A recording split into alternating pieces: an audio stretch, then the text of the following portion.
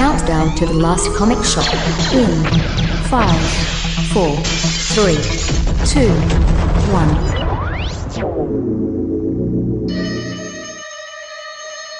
Good morning.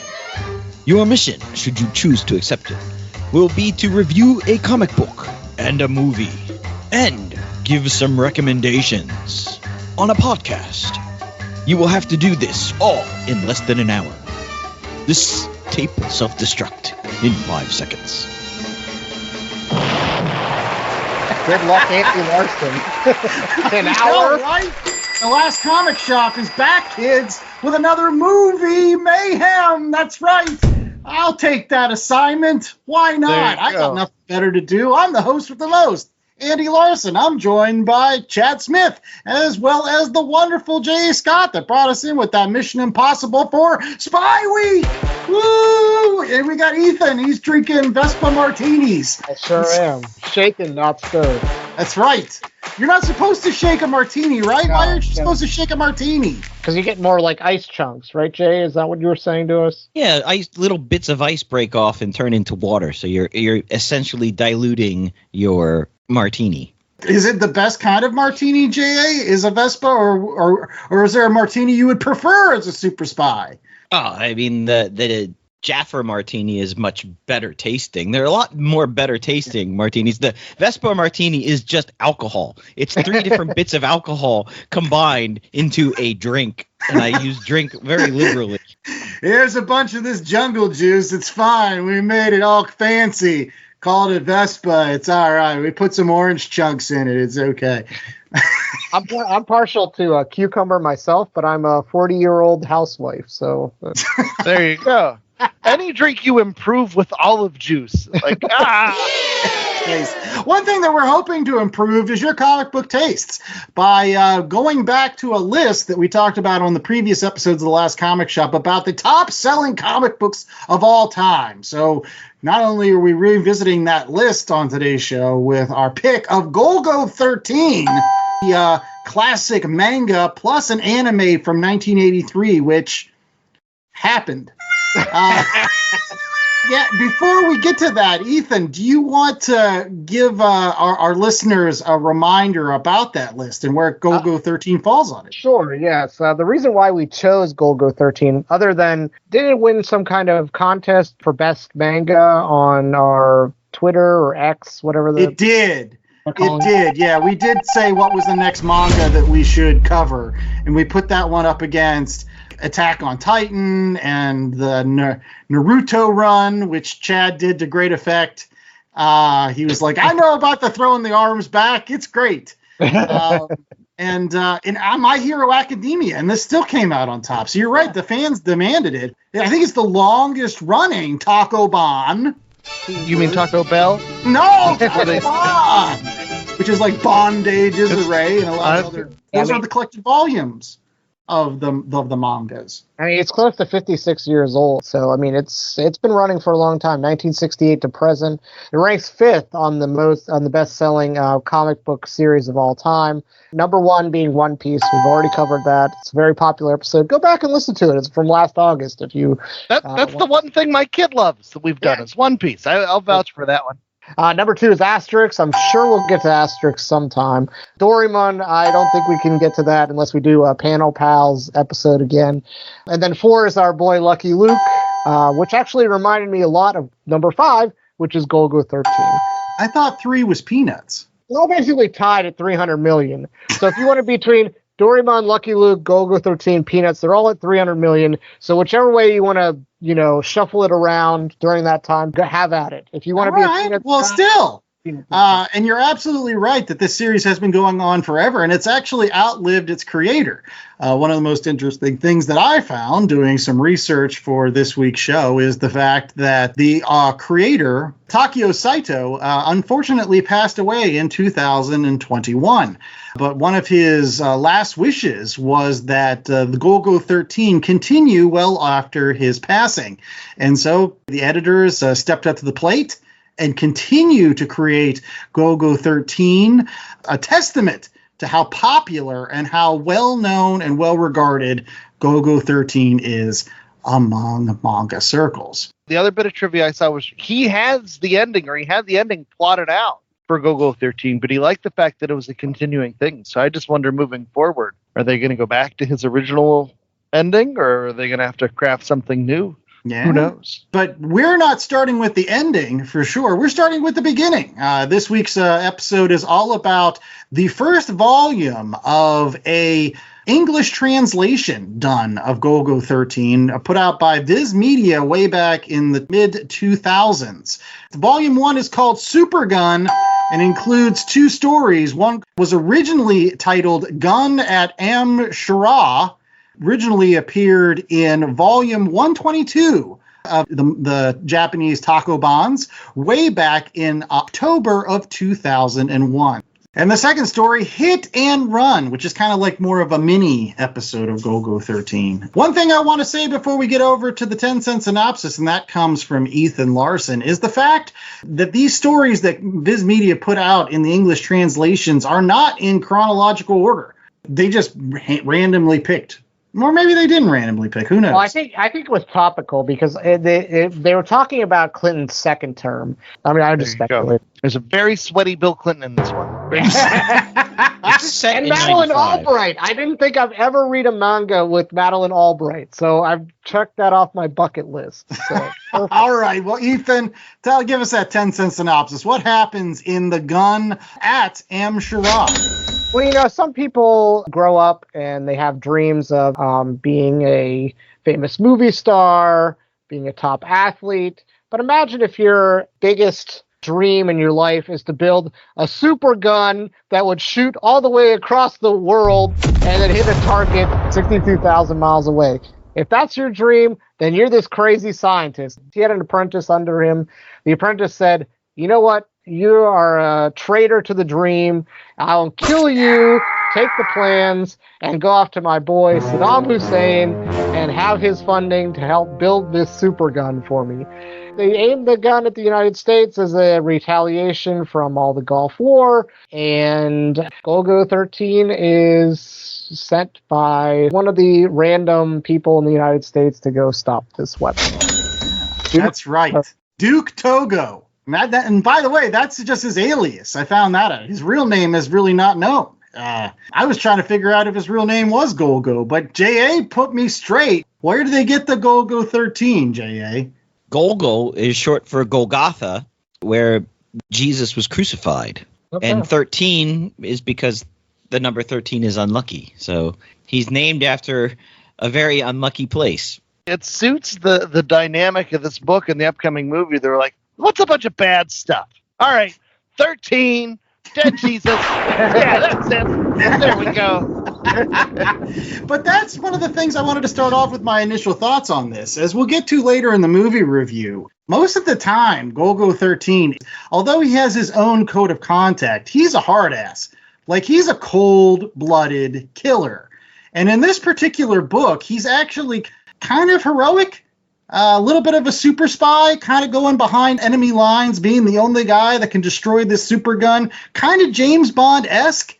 And so part of me thought that maybe this was intentional by the folks at Viz Media to try to paint a more universally acceptable Golgo 13 for those people that may not be familiar with this outside of Japan. Because I will say this, there aren't actually a lot of other English translations of Golgo 13 prior to this Viz Media. They came out with one in the 80s when they were trying to sell that video game for the NES, and maybe another one before that. But this was really the first time that Golgo 13 hit shores in American translation. Yeah, I think if they picked these 2 stories to introduce Golgo 13 to Western and / American audience, they couldn't have picked 2 worse ones because he never friggin' shows up.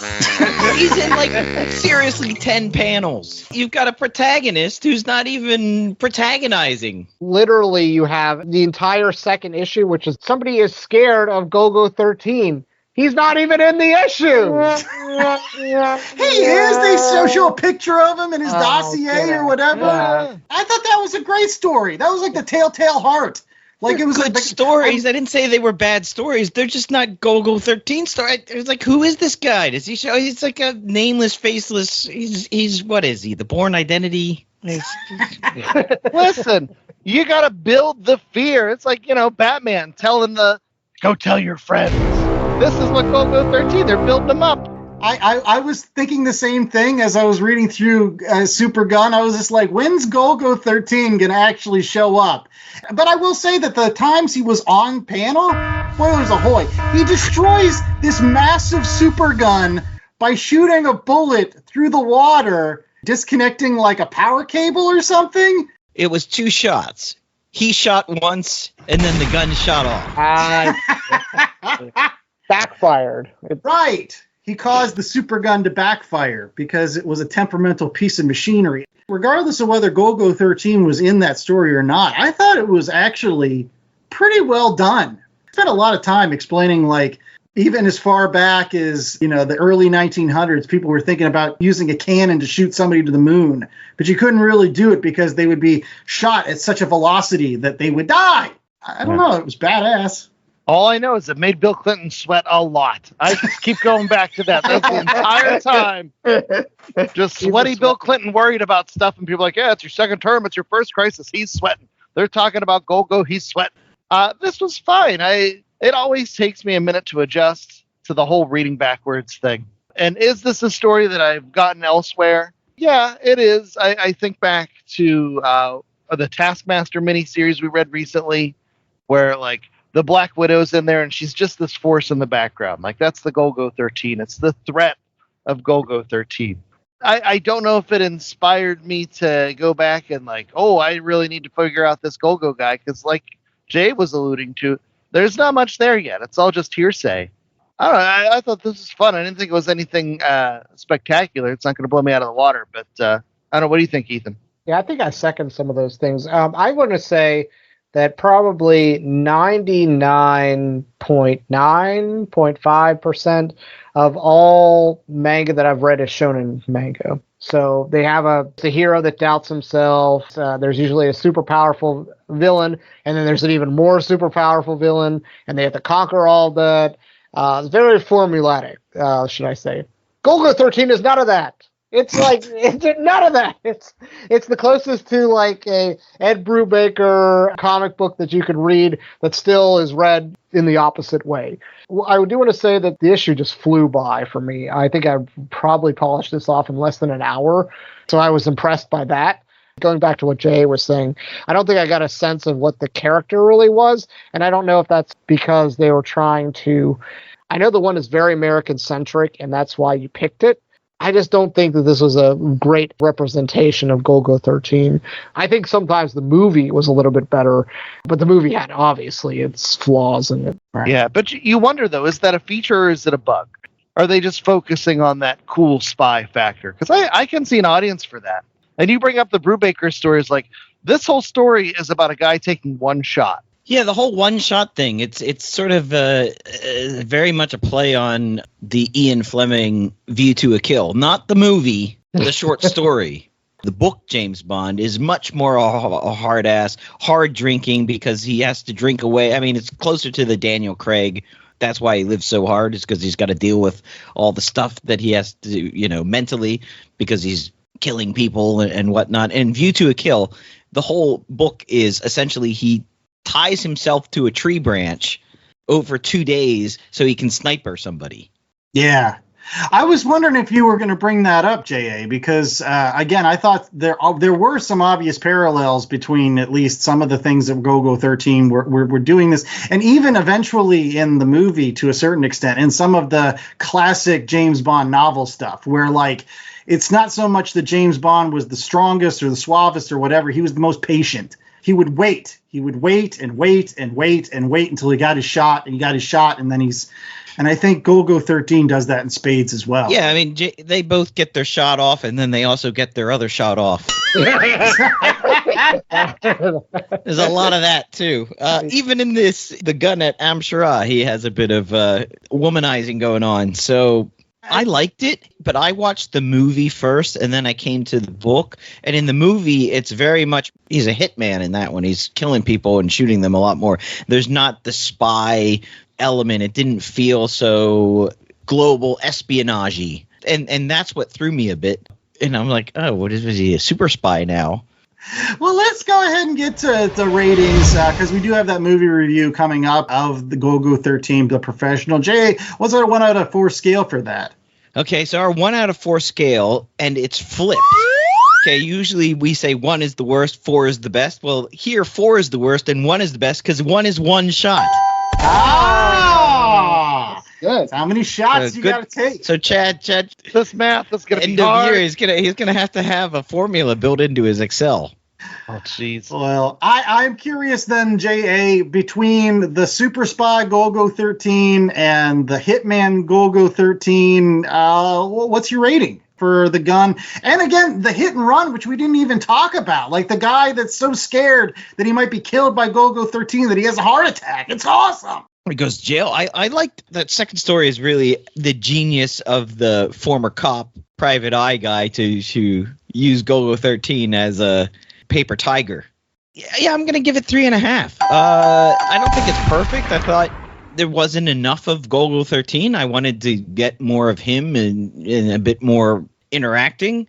That being said, both stories were really interesting, really well done, really well crafted plots. The art was serviceable at times. I thought the landscapes and sort of the action scenes were better. I struggled some with the people, especially in that second story. A lot of the henchmen looked very similar to the cops. Okay, that guy's got a striped shirt and a plain suit, and that guy's got a plain shirt and a striped suit, so they're different because they look the same.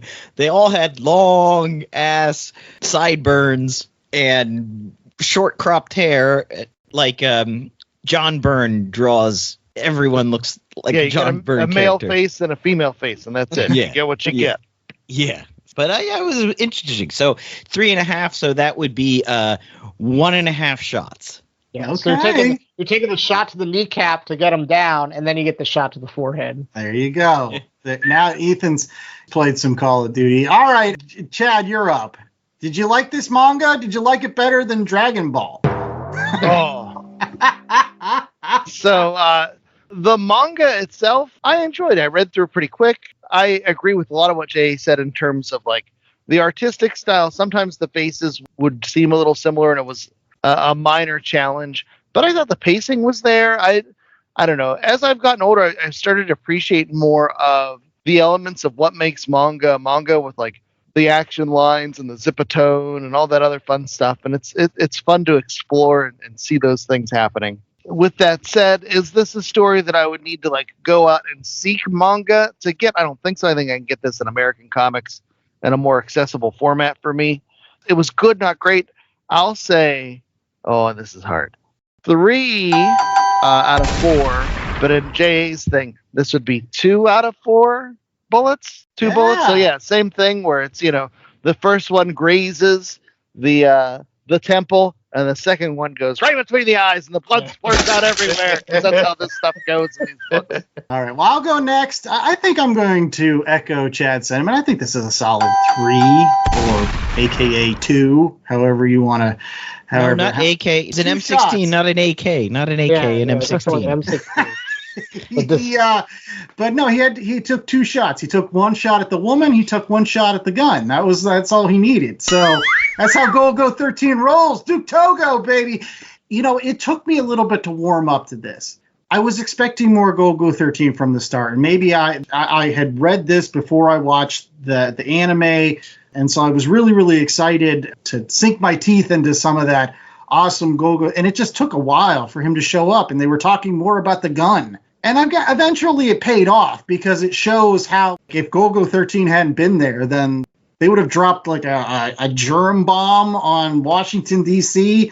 And so it had a good payoff. And really, but the reason I'm giving the 3 is that second story. That hit and run story was awesome. I don't care that Golgo 13 wasn't in that. The whole notion of somebody being so terrified of a hitman that he craps his pants and like everything falls apart. It was great. Really tense, really well written. And so I could take that all day, regardless of whether Golgo 13 is in it or not. Reminds me a lot of Queen and Country, though, too. So if you're a comic book fan out there that wants some black and white espionage kind of stuff, seek out Queen and Country. It has a very similar feel to at least some of the Golgo 13 stories we read today. Ethan. Yeah, I think I'm going to echo pretty much what Andy and Chad said. It's a 3, which is also a 2. I think that's a fair judgment. I was going to go, what's the middle? 2.5? Is that the exact same shot on each side? But I don't think it's that bad because I read it very, very quickly. So I appreciate that. And like I said, any comic book or manga that has Madeline Albright in it is all right with me, man. I did think that all the characters look the same, at least all the Washington types, unless they're just supposed to blend in. My other thing, too, is a little bit of quibble, but it kind of feels a little bit like Lucky Luke. Don't you think there should be more supporting characters around Golgo 13? It just seems like he's just this traveling nomad that just goes on from place to place, doesn't develop any relationships with anybody, and the stories are all built around him. Yeah. No Miss Moneypenny. Right. Plus, he's perfect. Like, he's another one of the... That's another thing. Like, he can take down a gun with one shot through the water, mind you, at like a bajillion yards distance. Like, he might as well have had a super gun. But maybe that was what he was going for. I mean, it's a very common trope with a lot of manga is the perfect guy, perfect swordsman, perfect boxer, perfect one-punch man. But usually they start as, like, palatable, and then they realize they're awesome, and then they realize they're the perfect everything. But you didn't. This isn't the start of Golgo 13. Right. I told you this was already like 30 years, and they just picked this story out of randomly and be like, "Oh, put it in volume 1." Because it had Madeline Albright. Right. One thing that didn't have Madeline Albright was the movie Golgo 13. We'll get to that. Probably a good thing. I don't want to see Madeline Albright like that. I don't want to see her like that. It's in my head. We'll be right back. Hey, it's Mikey Wood, frequent Last Comic Shop guest and collector. And as a collector, I'm always in need of boards, bags, long boxes, and more to house all those comics. That's why I use promo code LCSPOD to get 10% off my orders at bcwsupplies.com. Not only does it get me a discount on BCW's already low prices, but I know using LCSPOD at checkout is another way I can show my support to the Last Comic Shop podcast and their continuing mission to bring fans together under that big comic book tent. So if you're in need of comic book supplies, head out to bcwsupplies.com and use promo code LCSPOD today. That's LCSPOD. Dragon Ball Z, One Piece, Naruto, all things that we love, all manga that were originally published in the legendary magazine Weekly Shonen Jump. But not every series can run for 300 chapters and have a hit anime. This is David. This is Jordan. We're the hosts of Shonen Flop. Each episode we look at manga that ran in Jump that didn't quite make it. We discuss what it did wrong, what it did right, how the series could have turned itself around, and ultimately, was it a flop or not? We're on all your favorite podcast apps, and you can find us at shonenflop.com. Keep on flopping, floppers. All right, ladies and gentlemen, we are back in honor of Movie Mayhem. We've got an anime to pair with our manga today, and do you guys expect me to review this? No, Mr. Smith, I expect you to blush. Yes, Golgo 13, The Professional, which came out in the 80s, and I wasn't clear. Was it in the States in the 80s, or did it not reach the States until 1990? It did not make it to the States until the 90s. 92. Okay. 92. Yes. It was originally released in Japan in 1983. Okay, and it added a CGI intro that gives Spawn a run for its money. Who's responsible for this? Golgo 13, The Professional, or simply Golgo 13, as it was known in Japan, was directed by Osamu Dezaki on a screenplay by Shukei Nagasaka, obviously based on Golgo 13, the manga. Produced by Nobuo Inada, and it starred a whole list of Japanese voice talent that then was dubbed into English when they brought it into the States by a bunch of people that are professional dubbers. So I'm not going to read them all. There you go. But Sonny Chiba wasn't in this movie, right? He was in the previous one. He was in the live action, one of the second live action version. Golgo 13, Assignment Kowloon. And he wasn't the voice actor for this Golgo 13 in the No, English he one. was not. No, the Japanese voice actor was Tetsuro Sagawa. Again, no one you've ever heard of. There you go. Now, you might not be familiar with the voice actors, but the plot is parts of things I'm sure you're familiar with. Andy, why don't you hit us up with our 10 cent or what were the old the booths? How much did they cost? And that's one thing I will say here. I know that some of the episodes of The Last Comic Shop are for some of our panel pals. This is not one of them. None of our panel pals should watch Golgo 13, The Professional. It is adult only because there is a lot of sex and a lot of violence. So I'm sure all of our teenage listeners are going to go pick this up immediately. So that's fine, I guess. Whatever. But long story short, Golgo 13 Duke Togo is an awesome assassin. They set that up right from the get-go as he kills somebody from a plane. Like he shoots somebody that's getting off of another airplane and then takes off in a biplane. Anyways, it just sets up that he's awesome. But he has a second job to do in killing this oil baron's son. And after the oil baron's son dies, the oil baron goes crazy. He wants revenge against Golgo 13. And so he gets the U.S. military and the CIA and the FBI to get all of these killers, like these two dudes that like killed a bunch of people in the jungle, Silver and Gold. Kept on thinking of Yukon Cornelius and that song the whole time, every single time they said it. There's another time he takes a shot at some former Nazi from a beer tower. But yeah, it all leads up to kind of like a Die Hard-esque climbing the tower scene. I think a classic thing in most manga and anime and even video games, right? The boss battle where you have to climb the tower to get to the top, and there's the boss at the top, so you have to fight through all the guys. That's it. They also borrowed a Bond villain with Snake. Yeah. Straight out of Metal Gear Solid, Snake. That's true. They give you this genetically altered weird dude with no teeth.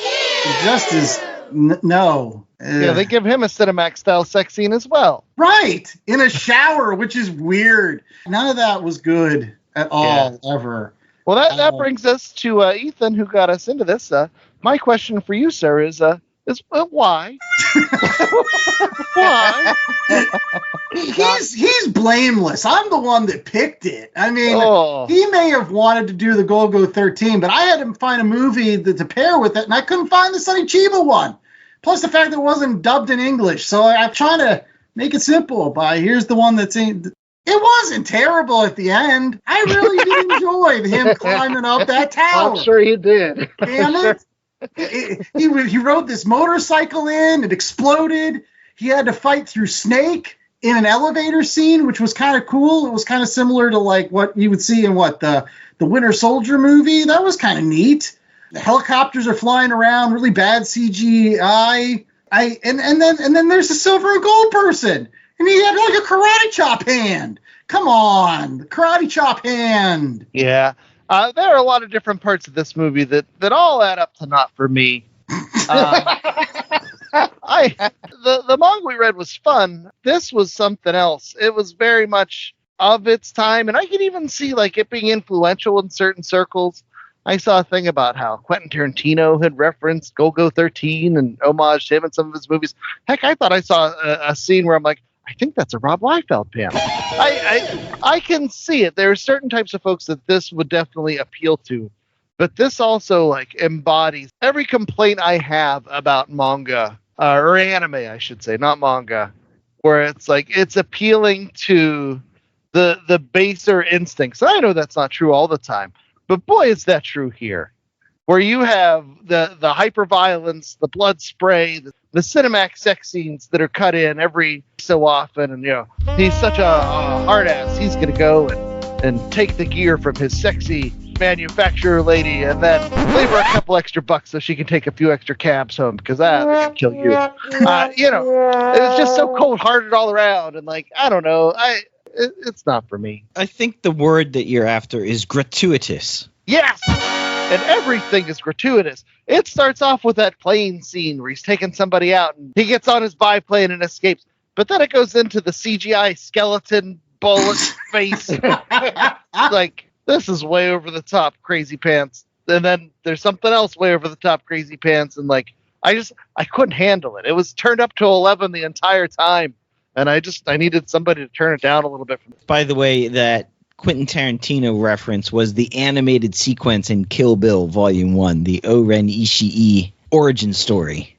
It's one of those Cinemax movies, right? Like Cracker Jacks. You watch it, there's gratuitous sex scenes, everything's turned up to 11, hammy acting, all the good stuff. I do want to say that the beer tower scene was probably one of my favorites because it was very subdued. It showed the prowess of Golgo 13 of like being able to shoot through a building to get to a guy in another building where he was subdued, you say? Oh, well.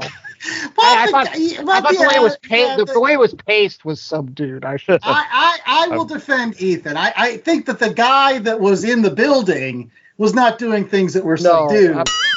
To Ethan's point, I think that went with J.A. with the James Bond of taking that impossible shot, and the tension and kind of the build up to that shot being taken. The one guy being like, well, he can either take the shot from this place or this place. He can't take it from the beer tower because that would be impossible. And lo and behold, he takes it from the beer tower because it's impossible, but he's Golgo 13. I mean, that was kind of a cool. I was cooled out by then. I don't know. Somebody else jumped in. Yeah, I wouldn't say it's a total waste of time. It's got some things going. You got to remember it was made in 83. So we're sort of bringing our today's sensibilities and having seen a lot of this. So extreme camera angles, extreme stylization of violence, very graphic, both in the violence and the sex.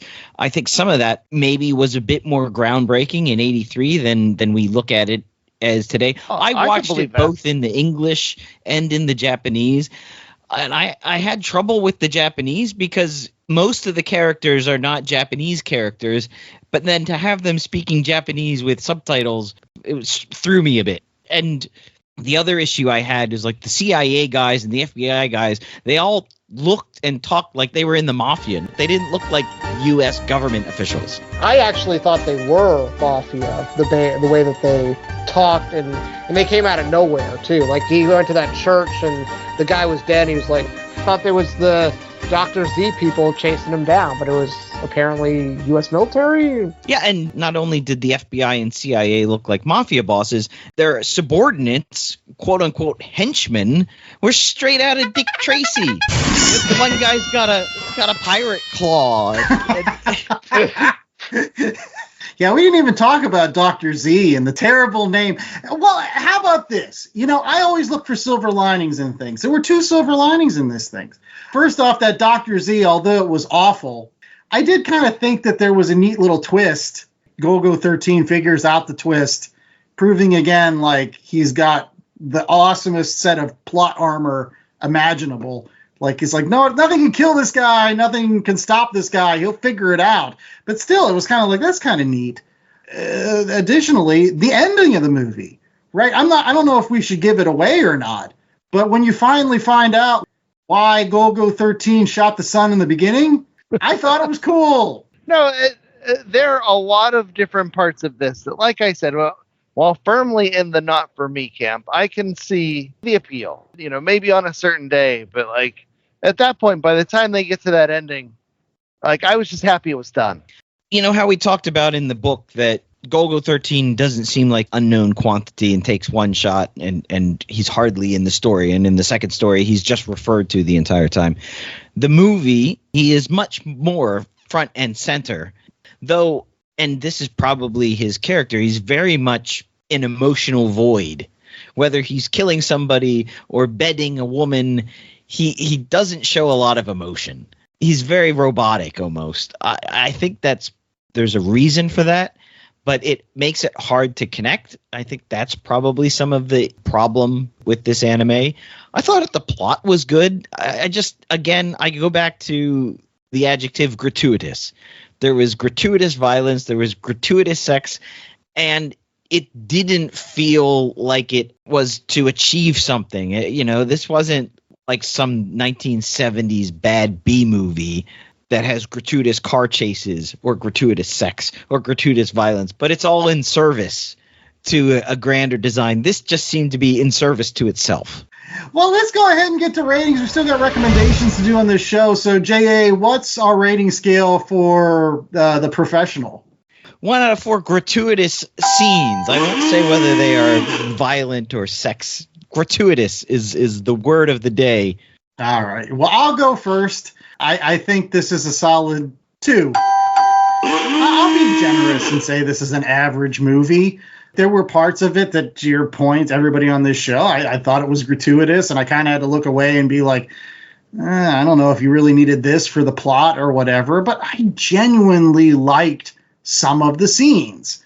I liked some of the action scenes. I thought they were exciting. I really did like the ending, although, again, it seemed impossible that Golgo 13 would survive. Helicopters just spraying bullets in the place, and he wasn't shot once. And he gets stabbed in the chest or the stomach or something. He still survives that. He's get karate chopped with the gold hand guy. Should have never survived to get to the top, but he does. And kudos to him, I guess. And I also kind of liked the scenes where we'd be talking to the folks that supported him. The guy on the Amazon boat who's then meets in a junkyard underwater for some bizarre reason, which I didn't get. I thought that was more confusing than anything. But the way that Duke Togos talks to them, he's like, yeah, this is what we do. We're assassins, and this is our assassin talk. I thought it was kind of neat. So yeah, it's a 2. It's not groundbreaking. It's not great, but it's not terrible. I mean, there are worse movies than this. Spawn. Yes, Spawn. Spawn was worse than this movie. Yeah. What I learned about this movie is that you don't want to be Golgo 13's assistant or help him out, because you end up either getting raped or killed or shot or tortured. There's just no. If Golgo 13 comes asking you for assistance, you say no, thank you. And then run. Yes. Preferably in 2 or 3 cabs so people won't follow you. Yeah, it's 1.5 for me. I really struggled to get through it. As I said, I tried to watch it in English, and then I tried to watch it in Japanese. Neither one really helped it that much. I would say if you're gonna watch it, probably watch it with the English dub. I think that does a little bit better job. Yeah, lock the from door. The voice. It was one of those. I've always felt like skeezy watching it a bit, and I didn't want people to walk in and question me as to what I was watching, because the sex scenes are very graphic. The violence is also very graphic.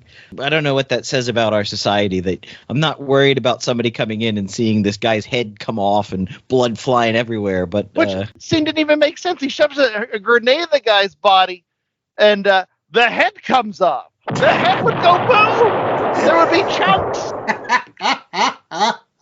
Here I am looking at the logistical failures here. Yeah. So it's 1.5 for me. All right. Well, Chad, I mean, you're going to be the most critical, I think. But what are you rating this? Yeah. So for me, the most critical is 1.5. I do think there are impressive technical achievements in this movie, considering that it was released initially in 1983. There are action scenes. There are gratuitous sex scenes. There are impressive animated scenes in this movie. And there are some fun, cheesy moments. I would love the scene changes where, it would shift to the comic style panel, or, they would zoom in and then zoom out and then zoom in and zoom out, zoom in and zoom out. There were parts of this that were fun. But yeah, I hated it. And so it was just a whole lot of not for me. And so I'm going to say a 1.5. While the technical issues, were impressive, it's one of those things. We can do this, but should we? I don't think we should have. All right, Ethan, let's wrap us up. So I'm going to be probably the most generous out of all 4 of us. And first, I'm going to wax nostalgic a little bit. movie reminded me so much of a movie that we would find a VHS copy at the Anvil rental house. I don't know, what was the name of the place? Do you remember it? It was at Anvil Family's Home Video? Anvil Yeah. Home Video? Anvil Family Cinema? Anvil Family Home Video. Let's just go with that. You know, you go in there, it's right by the saloon doors, right before you go in. Not quite back in the saloon doors, but it's like in this, like, it's not even grouped in the anime section, it's grouped in the action section. And so we grab it, we take it back to JA's basement, we watch it on his TV/VCR combo, and we sit in the basement and we watch it, we absorb it. I'm 14 years old and I'm like, this is the most amazing thing I've ever seen in my entire life. And then I spend the next 20 years texting JA on WhatsApp saying, what is this movie that we watched 20 to 25 years ago that I've been thinking about nonstop for the time period? Because it's just one of those things that just, like, you watch it and it just gets stuck in your brain. And I feel like that's what's going to happen with this movie. And it's a crappy, like, Cinemax action movie. Like, put in the Screaming Sicilian in the oven, you bake a crappy, like, frozen pizza, you grab a couple beers, you throw it on the TV, there's gratuitous sex, gratuitous violence everywhere, but you're entertained at the end of the day. IMDb says it's a 6.8 out of 10. And what's that on our scale? Probably a 2.75 is probably the most approximated. That's a little too high. I'm going to go 2.5. Well, I mean, you're right. It is kind of like one of those old movies that we would watch, and maybe that's why I actually liked it too. But regardless, one thing that we hope you like is our recommendation. That's coming up right after these commercial breaks. If you're an indie creator looking for a home for your comic book, graphic novel, short story collection, or novel, then you've come to the right place. Any One World is a full-service publisher and distributor which can take your creator-owned project and showcase it to the world. We offer two primary distribution channels: digital distribution, where we'll sell your book in our digital bookstore; digital and print distribution, where we'll sell your book in our digital bookstore and distribute through physical bookstores across the UK, USA, and Canada. In addition to distribution, Any One World can also work with you to publish your book. We'll publish your book digitally, helping you source artists, edit, format, and publish your book in digital format. Digital and print. We'll publish your book digitally and produce and distribute print copies of your work. Digital, print, and merch. We'll publish digital and print copies of your book and then work with you to design or distribute products and add-ons such as t-shirts, posters, and more. On top of all of this, we can offer additional paid services where required, specifically cover design, editing, and formatting. Unlike many traditional publishers, Any One World gives indie creators maximum control and flexibility over publishing and distribution. So if you're looking to partner with us to distribute existing books or publish something new, read carefully through the information below and fill out a submission form. All right, we're back with more of The Last Comic Shop. It is now time for recommendations. Yes, we're going a little bit long, so these are going to be fairly short. So, these are the books in addition to Golgo 13, which you can potentially find at your local comic book shop. I won't lie. Those Viz Media books, they're out of print. And so some of them are pretty pricey.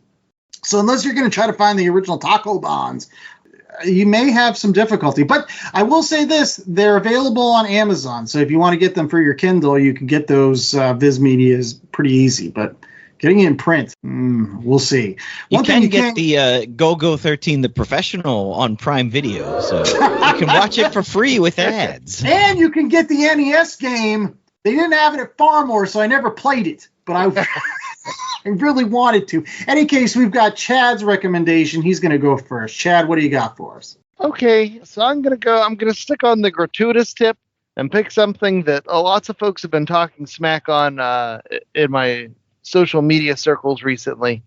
I'm going to go with The Ultimates 3, which is a series that is The Ultimates in terms of excessive, gratuitous, empty calories. It's written by Jeff Loeb with some awesome art by Joe Mattaria, but it is The Ultimates, which originally started out as like a slightly more grounded version of the Avengers in the original Ultimate Universe. By the time you get to The Ultimates 3, You have the whole incest thing going on, but then someone's taken out and everyone goes crazy. And then Wolverine gets sent to a place with dinosaurs, and Thor's punching Venom. And it's just every single excess you could think of. Drunken Tony Stark has a sex tape that's released out to the public with Black Widow, who's trying to kill him the whole time and murdered Hawkeye's family. And like everything just gets ramped up to 11 and then lowered to its most debaucherous level. It's something you can read in an hour. It's fun. All right. That's the recommendation. Ethan, you're up next. So I'm going to stick with the in the manga house. There's a very good series going out right now. It's Spy Family or Spy X Family, or as I yell in my family, Spy versus Family.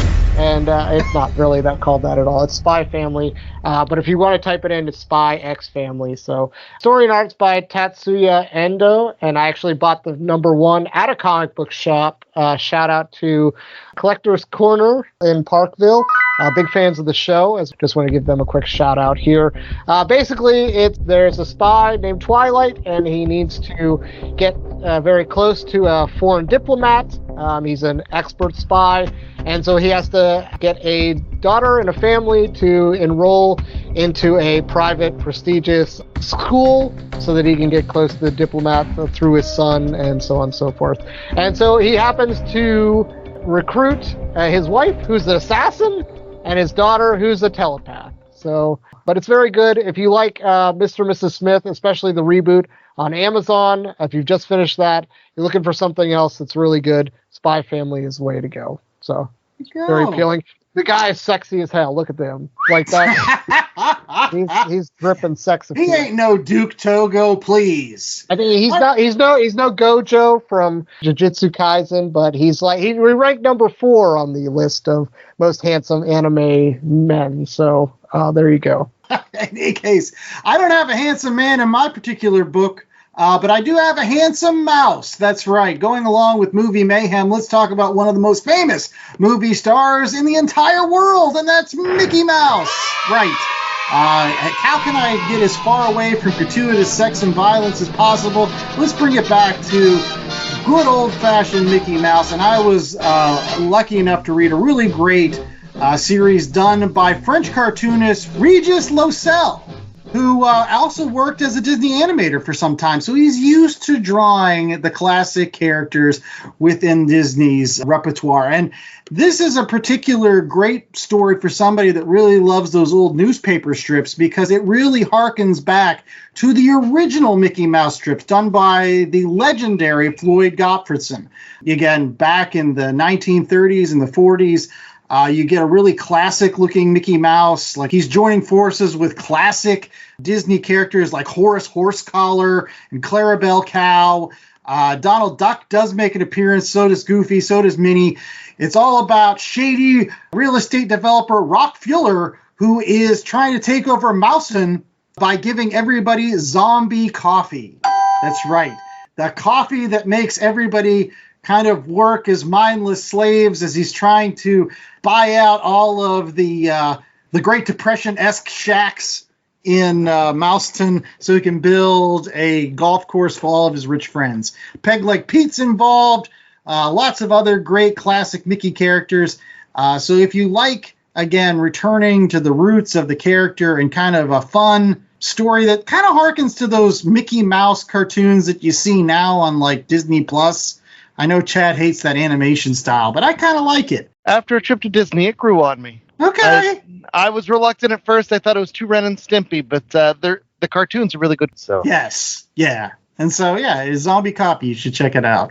Jay, wrap us up here.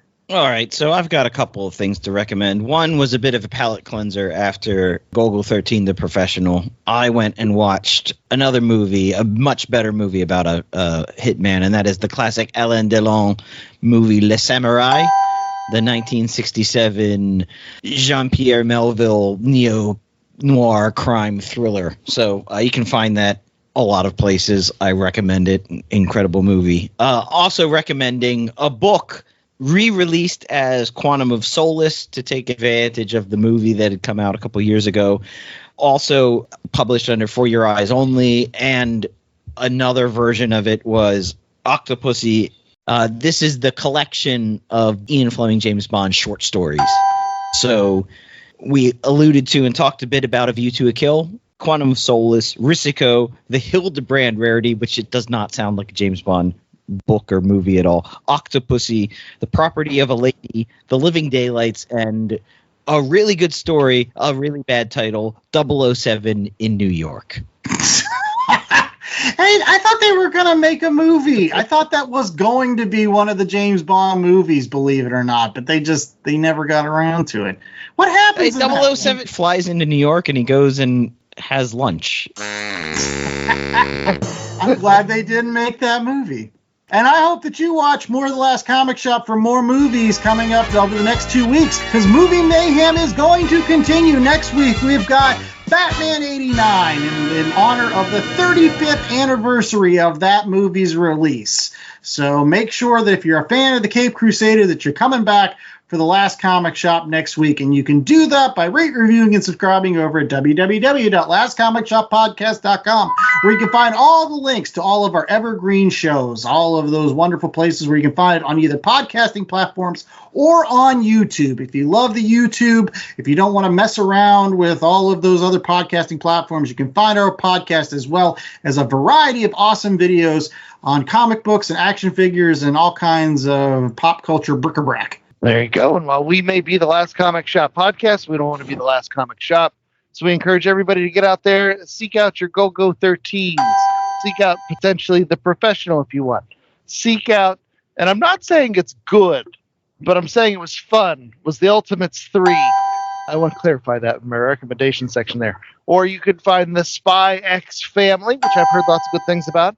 Or the Mickey book. I don't know if I ever got the official title. It was Mickey by Regis Losell. Yes, it's called Zombie Coffee by Fantagraphics. Zombie Coffee, there we go. And then J.A. had some recommendations. He had La Samurai, the movie for you to check out.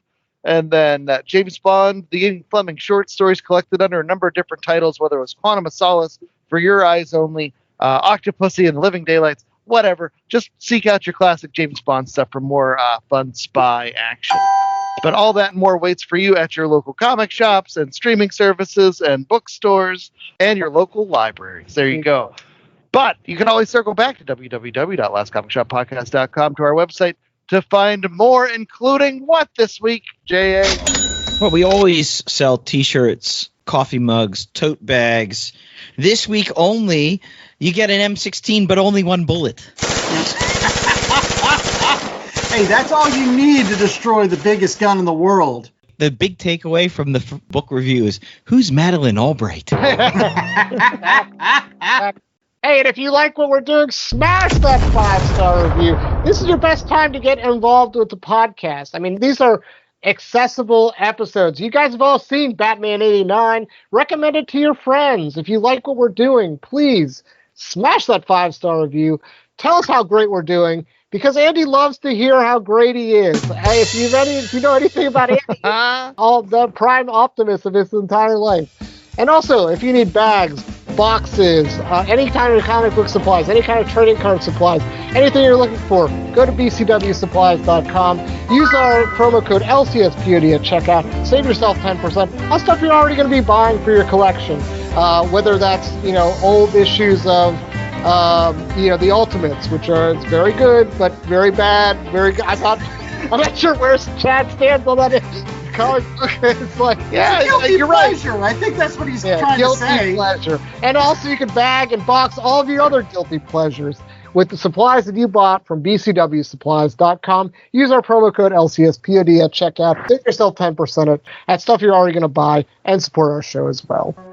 Well, until next week, I was the host with most, Andy Larson. I was joined by Chad Smith, Jay Scott, and the wonderful Ethan Larson. And we hope that you come back for more movies and more comic books. Until then, stay safe. Stay the hell away from Madeleine Albright, Golgo. Andy, this is our best year ever. This is the best year ever. Best time to get involved with the podcast is right now. Yeah, we'll send Duke Togo after you. You can have a heart attack if you don't sign up.